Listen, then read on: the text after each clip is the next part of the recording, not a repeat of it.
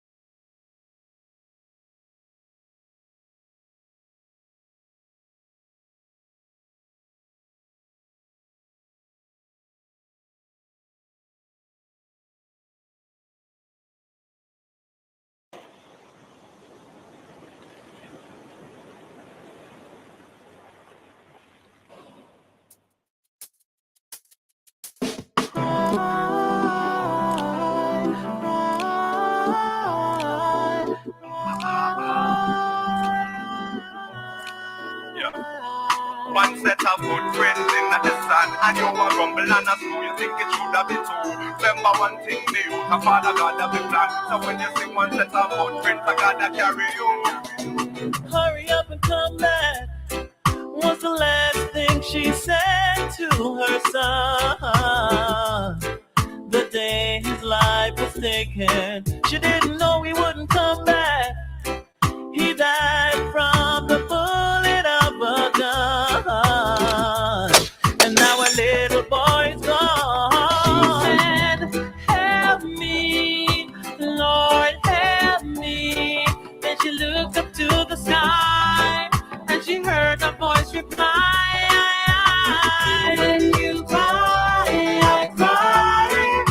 I cry along with you. When you smile, I smile. I smile along with you. When you cry, I cry. I cry along with you. When you smile, I smile. I smile along with you. Another baby left homeless, abandoned when he was 2. So the street side kids and the shopping mall was the family he knew. It's not easy being homeless. Sometimes you have to do what you have to do.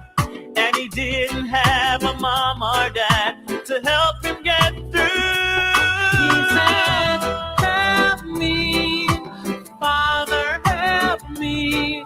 And he looked up to the sky, and he heard a voice reply, when you cry, I cry. I cry along with you. When you smile, I smile. I smile along with you. When you cry, I cry. I cry along with you. When you smile, I smile. I smile along with you. Early Sunday morning, me get up, I watch the news. Then me hear say last night I see you, them kill a youth. Then mama tell me say our church sister Jacqueline just lose our brother over Seaview Garden. When she tell me church, I know it mash me up, not tell no lie. But you know, say man not talk it, so you never see me cry. Every day and every night she still ask the father why our brother had to die. She hear a voice reply, when you cry, I cry. I cry along with you. When you smile, I smile. I smile along with you. When you cry, I cry. I cry along with you. When you smile, I smile.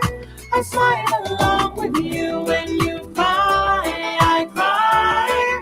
I cry along with you. When you smile, I smile. I smile along with you. When you cry, I cry. I cry along with you. When you smile, I smile. I smile along with you. the Lord replied,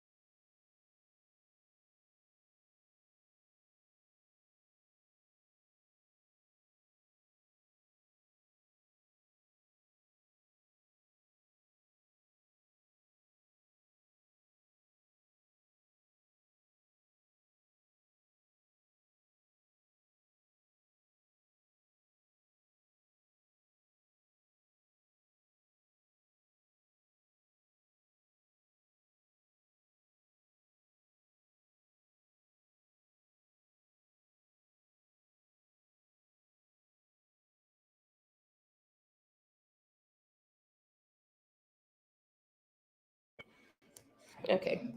When we think of mental health, we also want to be able to understand mental health versus the medical. So just imagine you being at home, you have a child and you're jumping on the couch, or your child is jumping on the couch and they break their arm and they go to the hospital.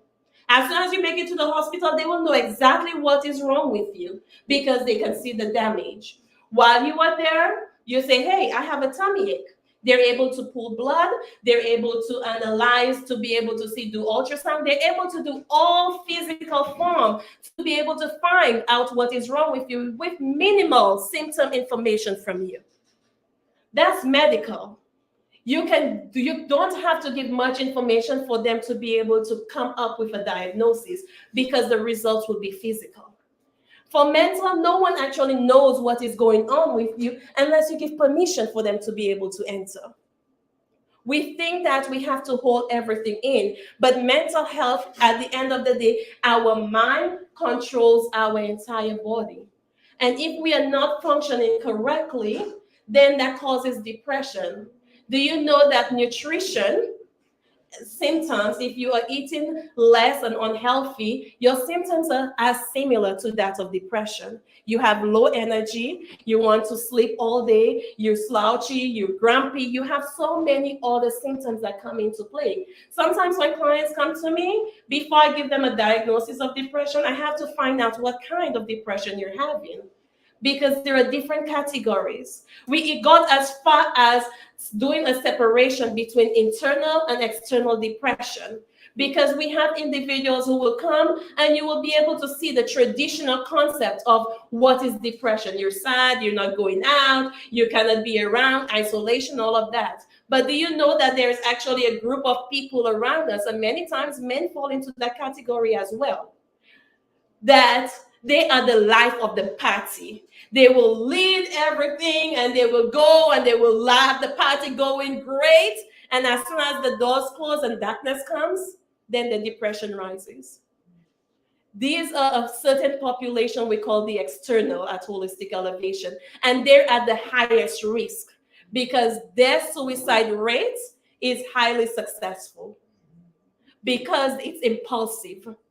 If I am here and I'm an external person with depression, I can be doing great, but then my boss calls me or somebody calls me and tell me something, I will be triggered and I can just end it because it's impulsive. And we need to be able to monitor that, because when we look at a lot of the celebrities, when we look at a few of the individuals that are like, oh, we didn't see any sign of depression on them, and they jump off a building, they have so many other signs that we did not see. That the signs were there. We were just looking at traditional concepts of what was depression. And now we need to be able to elevate our understanding.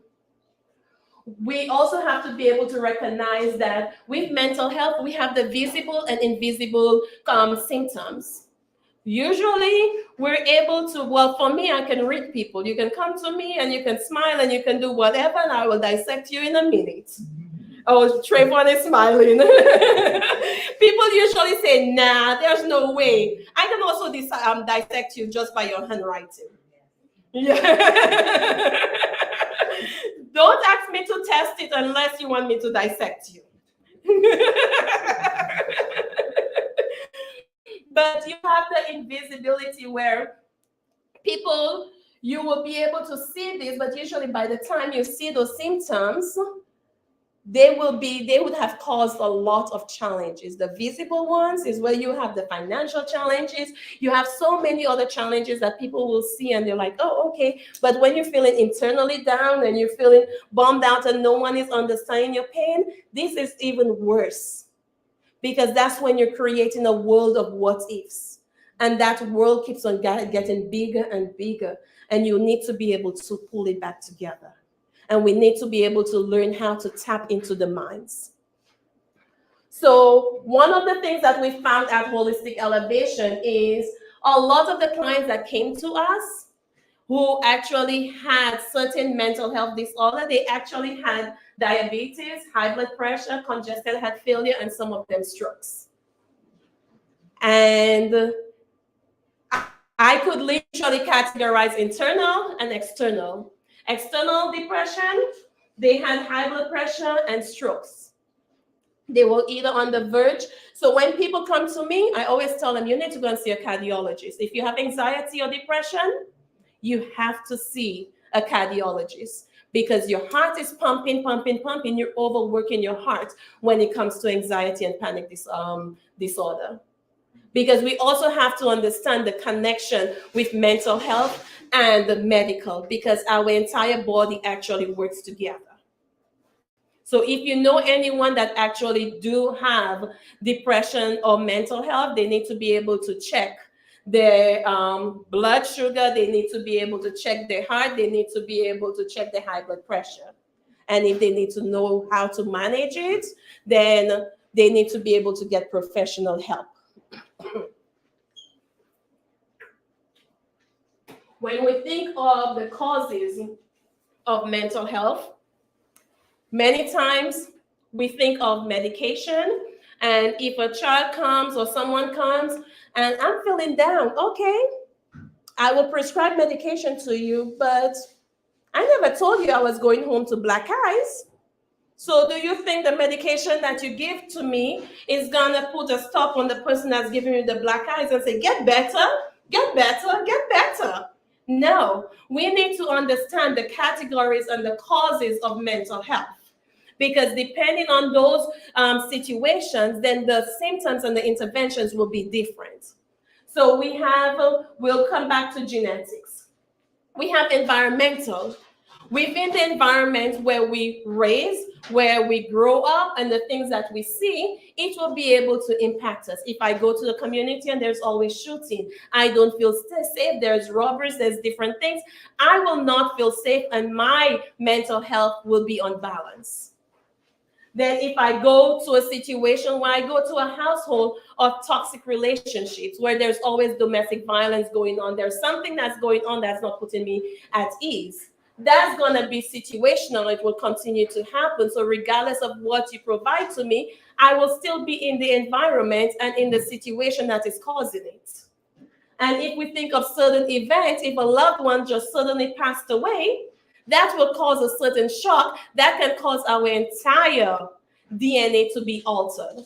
It can, because then we're actually losing someone, and if we create a world of what if that person is here. And that's why you might see sometimes one individual might lose a loved one and they will be fine, or the house might be robbed in and they will be fine. Another person, they will go through a long line of depression, and they will need medication to be able to balance, because the entire physic has been off balance, and they need to be able to re-regulate that. And medication will be able to work with that. And when we think of genetics, usually we just think genetics is just passed on. But what if I have 3 children and I was doing really, really good with my children? I will use Katrina, for example. I was really, really good. Prior to Katrina, I had my home, I had everything. And then I had my first child. That child will not be born with genetic issues because I didn't have any problem. But then Katrina came and wiped out everything. I was not coping correctly. I had major anxiety, major depression, bipolar, and everything you can think of. I had my second child. And that child ended up being born with depression and anxiety because of all the challenges I was going through. I went through and I was able to get the help I needed to be able to work through. And then I started getting better and better. But guess what? My third child would not necessarily be negatively impacted. When we think of mental health, it's also closely related to the alcohol syndrome, because it is the changes within our entire body that is impacting. Not talking about the genetics or the chemical imbalance where you have a neurodevelopmental issue or you have other challenges. We're talking about situations where due to circumstances, it developed genetics. We need to be able to understand with our children, with our loved ones, when we see children and we look at our siblings, why exactly this sibling is always getting in problems and the others, no, mom, dad, what happened to you when you had them? Did you get the help that you actually needed? We need to be able to figure out and understand what is happening to our body. Because now we know mental health is no longer on the outside. It is now connected to medical. Because when we look at the development of the mental health, at one time it was the mental institution that when you came and you had problems or you were autistic, then guess what? You will be strapped to a bed because society did not understand it. But now we are understanding that mental health, if we understand how the brain operates and we understand what part of the brain actually processes the information, then we will be able to see that mental health is actually directly related to medical.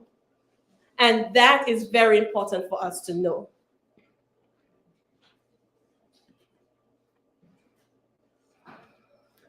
So as we continue to understand that, one of the things that we also found out is when we look at mental health and we look at the ways that it actually operates, there are certain things that we actually been using at Holistic Elevation that has been helping our clients recover. We have clients that have gone through years, when I tell you years, decades of trauma, and they come to us and then in 1 month they're like, I got my own home, I got my own place, I got my this, and people are like, no, there's no way. So I'm like, yeah, people can actually heal as long as we know exactly how we're allowing the brain to reprocess that trauma.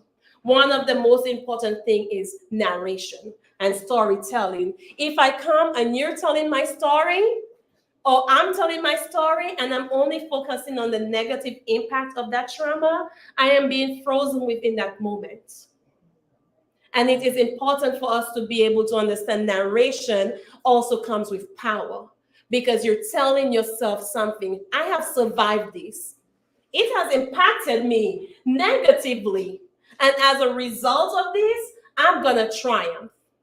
So that does not mean you're not going to recognize the trauma. It is very important to be able to recognize that trauma.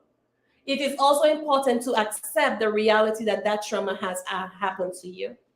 If you try to make it that it has not, it will be there. It becomes a twister that is attached to you. And anywhere you go, anything that comes, you know, those twisters, they keep on growing and growing and growing. That's what the trauma is. It's that small internally.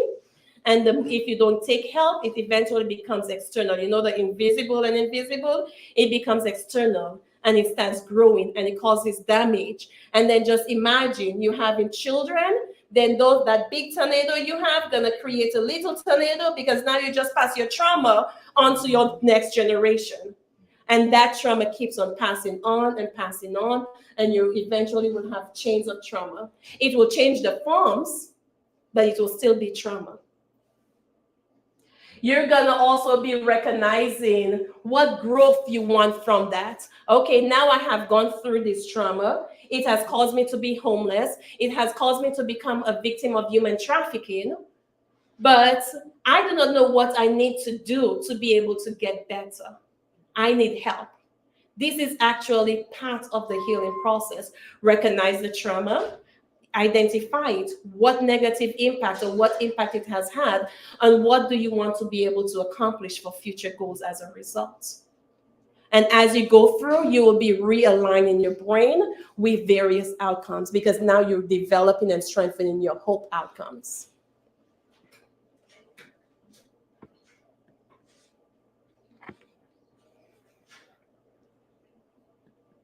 There would be shelters to house those men. Okay, let's see if really cool to be a tough guy. Yeah. Oh, yeah. Defend yourself. So if there are men who are victims of domestic violence, it seems that there would be shelters to house those men. But we searched the whole country and found just one domestic violence shelter that accepts men. We found it here in the middle of the California desert. We can't show you the outside of the shelter because we want to protect the men, women, and children who stay here. We can show you the inside, places where those children can finally play without fear. Rick Stratton participates in the shelter's outreach program. His wife did time for 6 felonies, including stalking, abuse, and causing grave bodily harm. He says she broke his ribs, his jaw, and his confidence, and when doctors treated his injuries, he lied. I'm getting 3 or 4 stitches in my jaw, and I'm telling them that I fell down and hit a TV. Stratton says he knew a 180-pound tattooed guy would be laughed at if he asked for help. There's 100,000 male victims in our society who, when they present themselves as victims, the best they can hope for is that they'll be taken seriously, but more often than not, they'll be laughed at or ridiculed. What do you mean? You let your wife hit you? Why would you let your wife hit you? Hit her back. But Stratton swears he never did. He says he learned as a child over a game of Monopoly never to hit his sister, a lesson handed down by his father. He told me one time, he said, you do that again and you'll pay for it. You don't hit girls. A very different lesson from the one many little girls learned. I was taught if any man ever says anything to me that's inappropriate, I get to slap him. I can't think of anything bad enough. And Hollywood teaches that lesson too. The latitude that women get is more substantial. They have a greater free fire zone. Some say even our nation's lawmakers have looked the other way.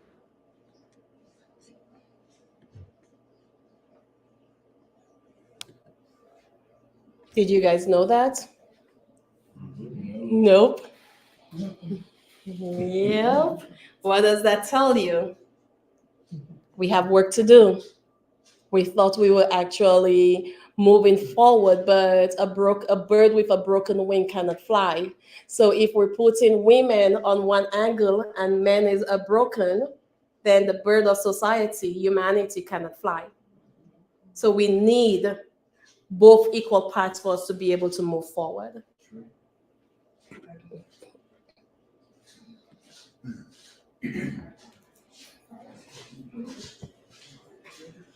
Okay, so now we're going to have a few conversations. When we think about trauma in men, did you know that domestic violence, 6 or 7 men out of every 1 in 6 or 7 men are actually victims of domestic violence? So let us say if we were in a room now with all men, at least 3 people in here would have been a victim of domestic violence. Look around.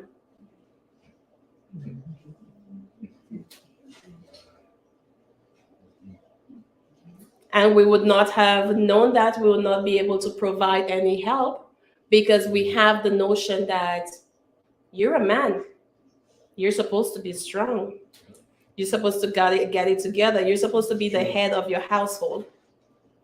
And that is not always the case. Sexual assault, 1 in every 10 males are actually victims of rape. Your facial expression looks surprised. You didn't know that? Yep. That means that a certain number of society people are not getting help.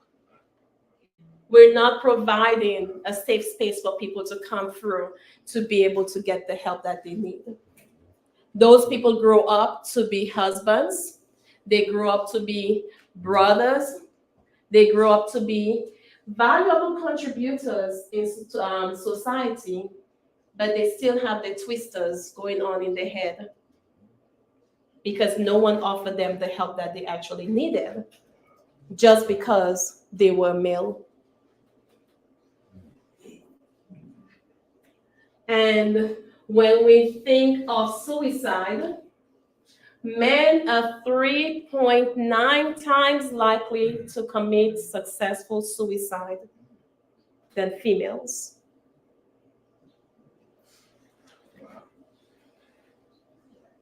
So what is that telling you? I'm sorry, that means Yes.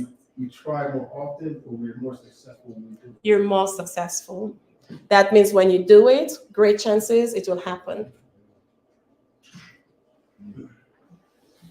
There is a large percentage of women who attempt, but their method is not lethal. Remember, men falls into the external depression category.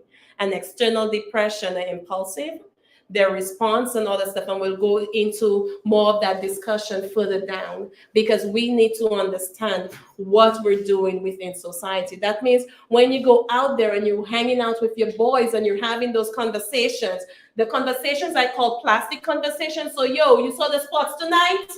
How's everything go? Oh, you saw that gal? Yeah. Oh, okay. Well, how's the family? Oh, everything. And then we having all those thoughts going on. We're not able to share exactly what we're going through. We need to be able to create that safe space for conversation. And in the US, 60.6% of victims, homeless victims are actually males. And we can see that right here in Delaware. We are currently at the Best Night Inn. And there, it is sad to say, but we have a lot of males that are actually over there who are either single fathers, who either are just there by themselves and they cannot get the help that is needed. We had one client that we called for help, and they stated that, oh, he cannot come. Just the spouse and the child can come, but he cannot come. That's a problem. We're forcing families to be separated because of the gender. That is a problem. We need to be able to work to resolve those problems. So these are some of the statistics when it comes. I'm just gonna do these only. I'm not gonna go deep in, because at the end of the day, this in itself speaks volume.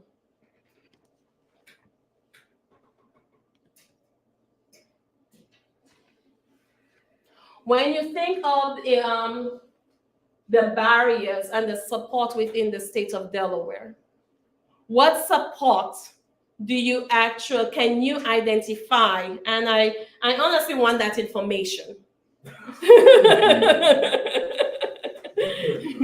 What support can you actually identify that is readily available for men? Men who are victims of sexual assault, men who are homeless, men who are going through domestic violence, any challenges that women go through, what support do we have for men? Because I guarantee you, if we walk the streets of just Wilmington down to Newcastle, a large percentage of the people that's actually on the streets are men. That's a huge problem. And I know it will, I'm like, okay. But I actually wanted to see at least if there was some individual, some resources out there, because we need to be able to know what resources are available for the clients that we work with. And right now it's becoming very, very challenging for us to find the resources. We're creating resources. We're trying to come up with solutions, but our solutions are limited. And we need to be able to analyze what are some of those problems and how we can help fix them. Overall, there are so many different kinds of trauma. There are different forms of trauma and how it acts on someone that's crazy driving outside. And some of those traumas can be chronic. They can be complex, they can be historical, they can be political, they can be all forms of trauma. But it is, right now, we want to be able to understand it. So now we're going to focus on gender and social practices. When we think of the gender base when it comes to mental health, many people have heard men are narcissistic, right? No. I'm like, if you haven't, then this conversation right here is not for you. So no, I'm joking. But anytime somebody comes to me and say, hey, my husband is narcissistic, the first question that comes to my mind is, what trauma did he go through? Because if you actually know the symptoms and how a person gets to becoming into that personality, I'm going to give you a really good explanation. So imagine you have a household with a female and a male. Your sister has to go and she has to cook, she has to provide, she has to do everything that she can do. And then she needs to be able to make sure she's not allowed to eat yet. She's not supposed to eat. But then you come home and you look sad. She puts aside everything and she goes and finds out what is wrong with you. Eventually, she gets to know exactly what is wrong with you. She gives the love. She gives everything that she needs. And then she grows up to be a woman and she cares for everyone within the household, but she has the mother guilt. She has that guilt that if she's not doing something or contributing, then she's not a woman enough. She has to be able to provide. She has to be able to do everything. But then, guess what? You became her spouse and you invited her out to dinner.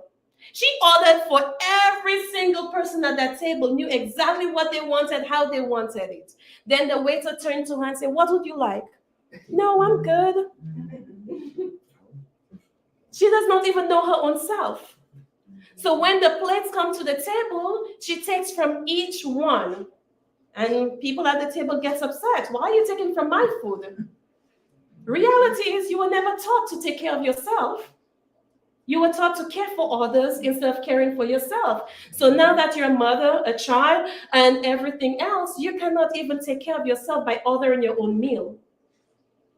And then we categorize them as histrionic. That means they always want attention.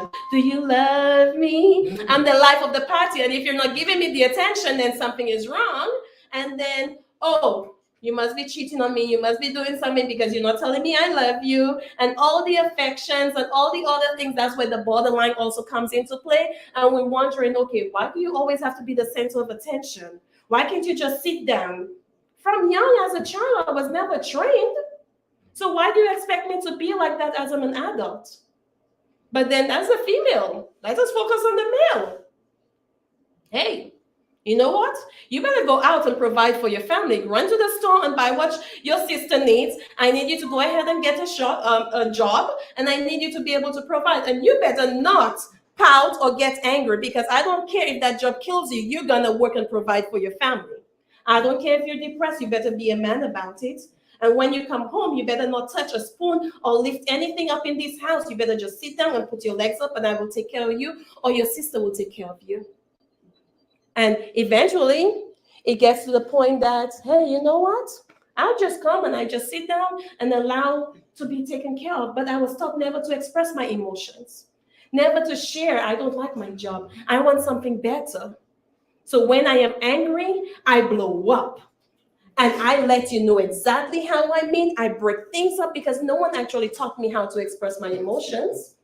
But when I blow up, this is when I am able to get things out. I don't know how to actually get it out in a healthy way. But now they categorize me as narcissistic, but they never taught me actually how to share my emotions. And this is where it comes in. But not only that, as a result, I was not taught. And that comes for both male and female.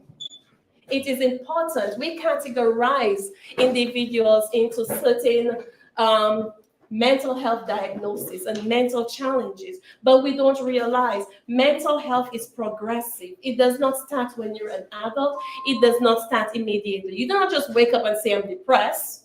It starts as a result of an event. It starts somewhere, and we need to be able to know where. If we teach men not to express their emotions, and we say they're not man enough because they're not expressing, guess what comes after? Domestic violence, unhealthy relationships, and so many things that describes unhealthy within a family. And it does not just start when they're adults. We train them into it. So if any of you have children, what are you training your children into? So find out how we are able to empower those children, how we are able to make changes, because whatever we do now will be impacting them.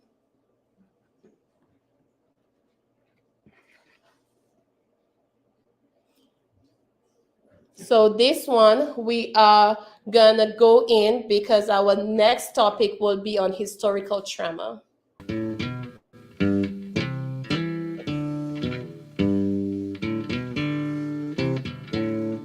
All pirates, yes, they Come on. Okay. rabbi sold I to the merchant ships. Minutes after they took I from the bottomless pit, but my hand was made strong by the hand of the Almighty. We forward in this generation triumphantly. Won't you help to sing these songs of freedom? 'Cause all I ever have, redemption songs, redemption songs. Emancipate yourselves from mental slavery. None but ourselves can free our minds. Have no fear for atomic energy, 'cause none of them can stop the time. How long shall they kill our prophets while we stand aside and look? Ooh, some say it's just a part of it. We've got to fulfill the book. Won't you help to sing these songs of freedom? 'Cause all I ever have, redemption songs, redemption songs, redemption songs.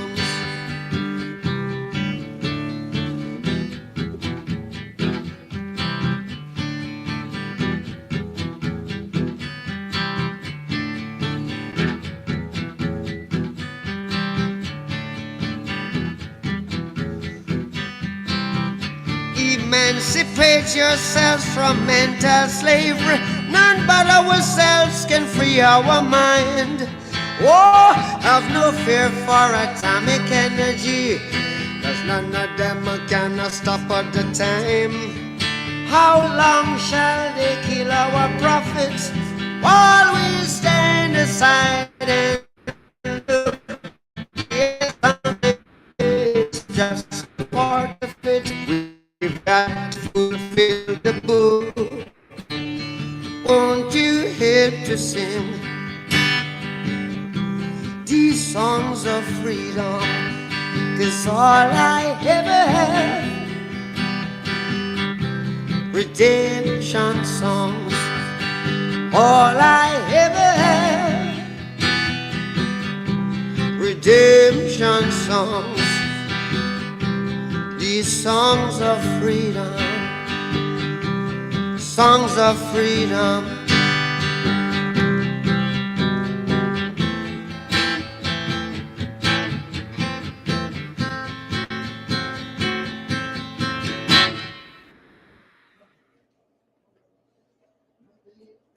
So when we get into the conversation, this is a conversation people usually don't want to have, but it's about time that we have it. How exactly has historical trauma impacted where we are in today's society? When we think about the way children are being raised, the challenges that families are going through, when we look at the individuals within a household, where exactly or what, how exactly has it had a part to play in? When we think of historical trauma, this is where the colonization of the Native Americans come into play, understanding those challenges. This is where indentured servants were also enslaved. Poor Caucasians were also enslaved. This is where also African Americans or Blacks were also enslaved.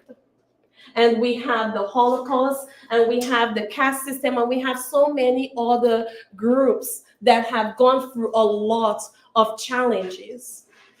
But what I want us to be able to do is to be able to look at three categories for today. When we look at the Native Americans, their children were taken, their lands were taken, and as a result, I went and I spent a month at the Standing Rock Reservation to be able to understand the family there. Because I'm that kind of person, if you tell me something, I won't believe you. I need to go to the source. So I actually went and lived on the reservation where one of the individuals, it was in 2004, they actually helped make it where Native Americans could have gotten an education and speak their language. And I had the pleasure to live with the individual that actually helped make that law. And that in itself was very, very important for me to be able to see the challenges and to be able to also understand the high number of alcoholism that is within the community. We need to be able to understand why we are not allowed to go into the Native communities because the trust has been broken. And we need to be able to learn how to respect that. We also need to be able to understand that indentured servants, for Caucasians, they also didn't have their rights. They were not allowed to get pregnant. They were not allowed to have their freedoms. They were allowed to work and execute, but their challenges were where they actually had to outsmart their masters to be able to be free. Hey, I look just like you. I can dress like you and get my freedom. So they ended up dressing and being able to find ways to be able to get out. But this is what people call white trash and poor whites and stuff. But we use terminologies that we actually don't know where they came from. And we think that it is okay for us to be able to use. But when you look through into today's society and you look at a group of people that's suffering, and why exactly I will go to for some of my clients when they come and they're like, oh no, I'm not going for the same thing. Let's say if the person is Caucasian. No, I'm not going for that. I'm like, okay, well, tell me about your family. Okay, it looks like you're repeating what your parents had did. Okay, then tell me about this. And then they go down and like, crap. Yeah, you fell into historical trauma. And you did not even realize that, but you wonder why you're having all those trauma and why you're having all those challenges, but it was very clear. And we need to be able to understand that. But then you have African Americans where it was the longest enslavement. And we're trying to wonder why. When we think of African American enslavement, there was mental health enslavement, there was physical enslavement. Just imagine, I am a male in the field and I am having a good time. You might not feed me, but there's watermelon out there. The sun is hot. I'm gonna bust one open and eat, and my master will not know I am eating it. So I will be having a good time with my brothers and my fathers and being able to go through. But guess what? The master just put me up to be able to be the leader. So now I have to whip my father, whip my brothers, bring my brother's spouse to the master's room to be able to bear children for him.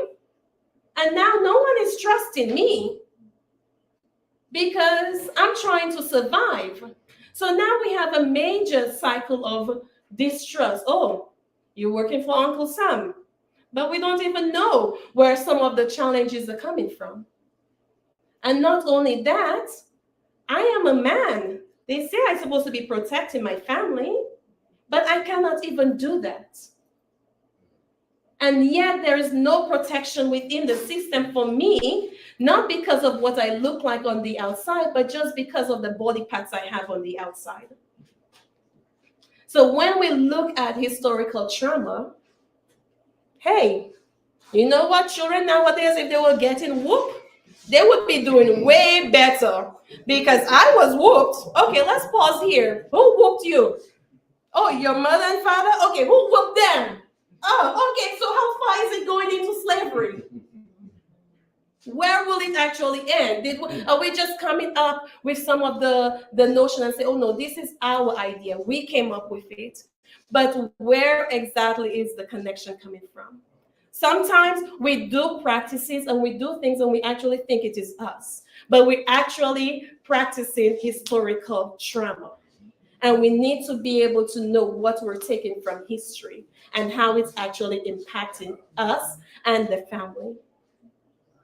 So as we're going through, it is very important for us to be able to know that individuals are impacted. When you walk, I will give you a task. When you're walking into your community, identify where poor Caucasians live. Identify some of the challenges they're actually going through. When you go into a community, identify where African Americans live. Identify what information the media is putting out there. Identify what are your fears that is coming within you because of the stereotypes, the fear, and everything else that develops. Identify that. And as you go through identifying it, when you recognize it, start working in reducing it. Because the only way we can actually start moving forward as a collection is for us to understand what part we have to pay and play in it.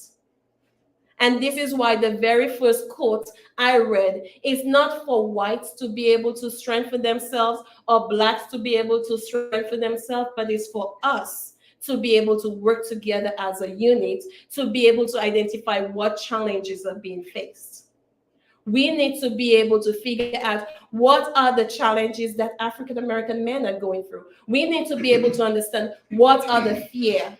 I had a grown man shake because he was so fearful that if he is stopped by the police, if he is stopped or he has to go through certain processes, it will be challenging.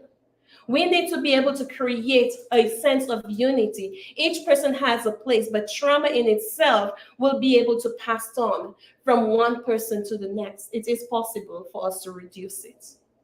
We just have to know how. When people come and they say trauma is everlasting, I'm like, no, trauma repeats itself because we allow it to. It will have its footprints, but footprints fade away. So if we ensure to walk within the same pathway, the footprints get deeper. And we make more generational cycles of footprints. So we need to be able to understand how to be able to move forward.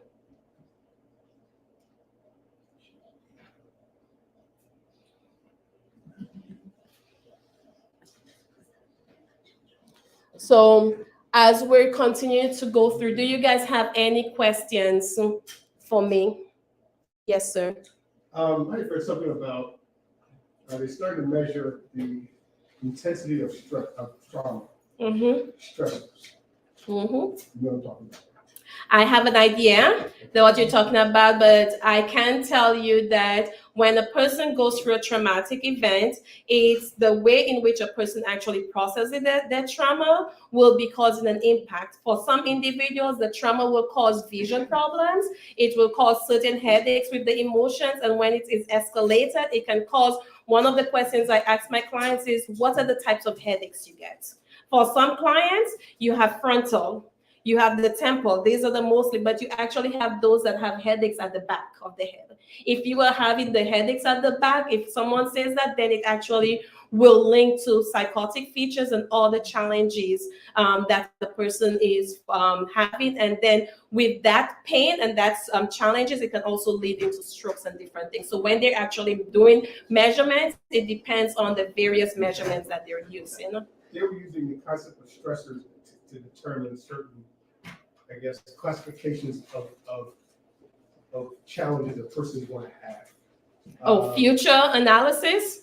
I don't know I'm not quite sure. I just know you might be able to elaborate a little bit more. But it was interesting because that's where an analysis in kids in inner city areas that they're looking at, like murder 2 times will give a certain level of stress to this student to be now at this level of danger to do X, Y, Z. I have no idea exactly. Like ACEs, like for mental health.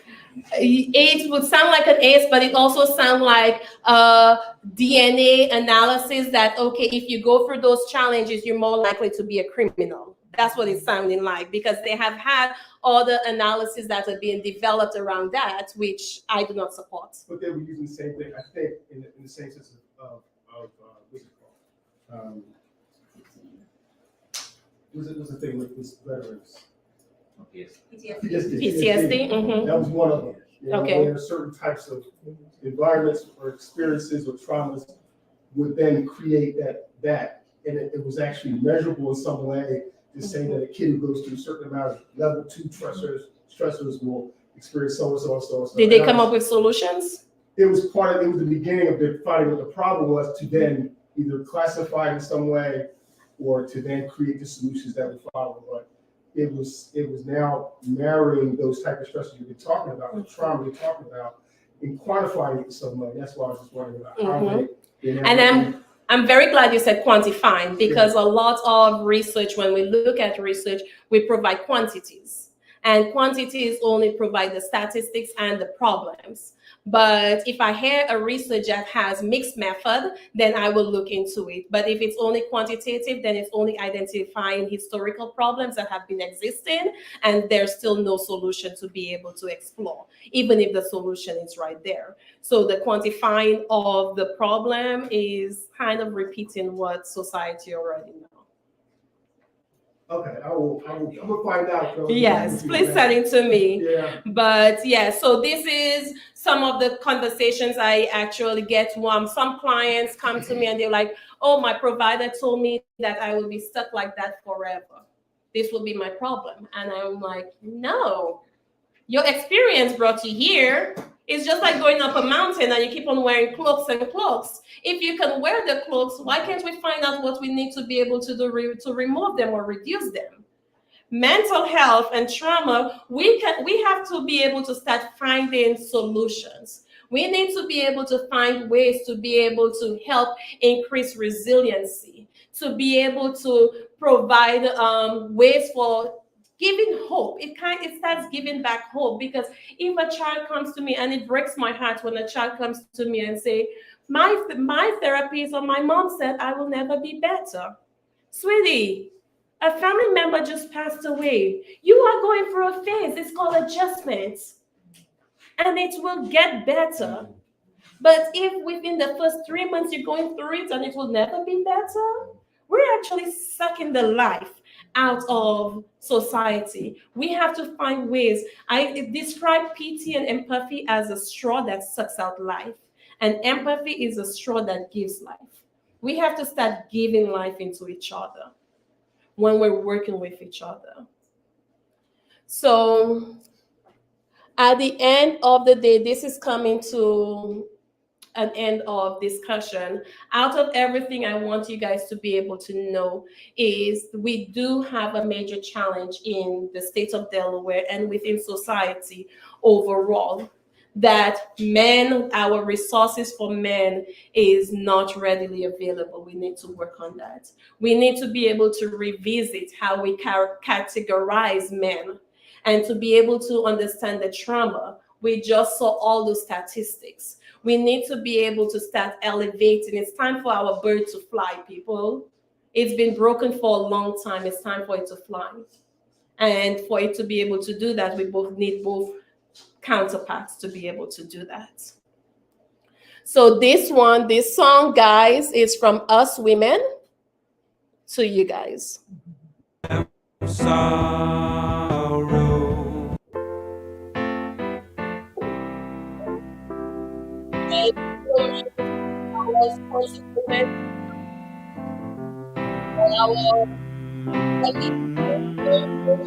Do I need to?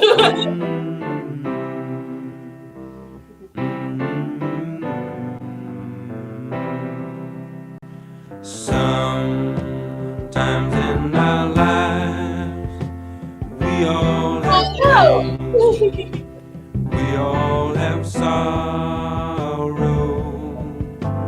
but if we are wise, we know that there's always tomorrow. Lean on me when you're not strong, and I'll be your friend. I'll help you carry on, for it won't be long till I'm gonna need